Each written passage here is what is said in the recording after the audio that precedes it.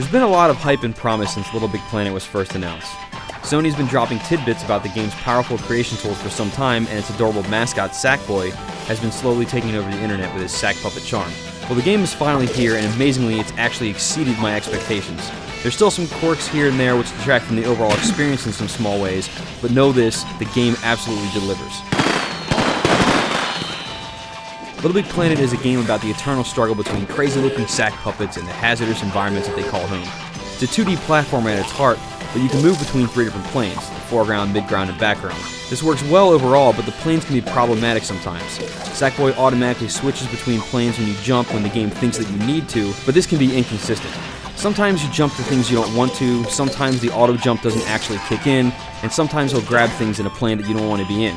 Also, since everything in the game is physics-based, the actual platforming isn't refined as, say, a Mario game. Manipulating your dude in the air and while he jumps isn't quite as responsive as you'd like it to be. But like I said, these problems don't even come close to ruining the experience. And what an experience it is.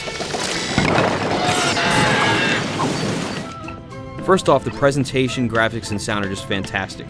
This is a very unique looking game. It's colorful, whimsical, and twisted all at once, and runs smoothly throughout the experience. The soundtrack is equally impressive with a range of very cheerful beats, and it's just a very happy game overall, something that's refreshing in a world of blood-soaked shooters. Now, everyone knew LBP would have an extensive focus on its online community, and we'll get to that in a minute. But what was surprising to me is just how solid the story portion of the game is. These are levels that Media Molecule made themselves, and their level design gets crazier and crazier as you progress. Each level is very unique, even when compared to others in the same theme, and some of the designs are simply brilliant.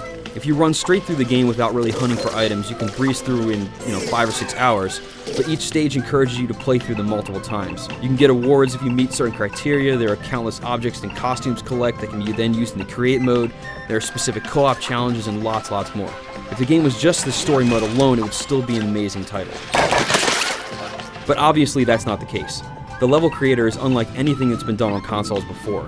There are a ton of different tools in the game, and listing them all would be a lost cause, but just be assured that you can change and tinker with pretty much any aspect in any level that you want. Things like camera movement, sound cues, enemies, whatever. Well, maybe not whatever, but pretty close. Overall, it's very easy to put levels together and create objects. It's a flexible creator that people of many different skill levels can use. User-created objects can also be saved and shared to other people, or added as collectible objects in your own level, so that other people can collect your content and then use it in their own levels online, so you may actually see stuff that you've made used in other people's levels when you're jumping online. I do have a few problems with the creator though. The tutorials are very informative and explain everything very well, but they do tend to drag on more than they should, and you can't queue up a bunch of them to watch all at once. You need to keep selecting new objects and then wait for the next one to load. In addition to that, there are a few weird bugs of things unattaching themselves randomly, and I wish you could save states in the levels instead of just undoing actions all the time, since it means that sometimes you'll accidentally trigger a trap, not realize it, and then have to go back later and manually pick up the pieces, put them back the way they were, and then, continue on from there.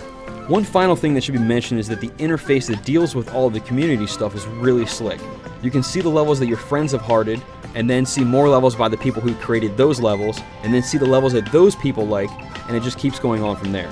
You can search for levels, send invites, play levels online while keeping your parties together, modified user-created levels if they allow it. Really, the game does exactly what you would hope that it would do, and it does a really fantastic job of keeping the community aspect together, and the interface that keeps all of that going is really slick. There's a lot to talk about with this game, but just know that LittleBigPlanet is a fantastic title overall, and a great exclusive for PS3 fans everywhere. Games this unique don't come around very often, so do yourself a favor and check it out, because this really is an instant classic. For the full written review, log on to IGN.com.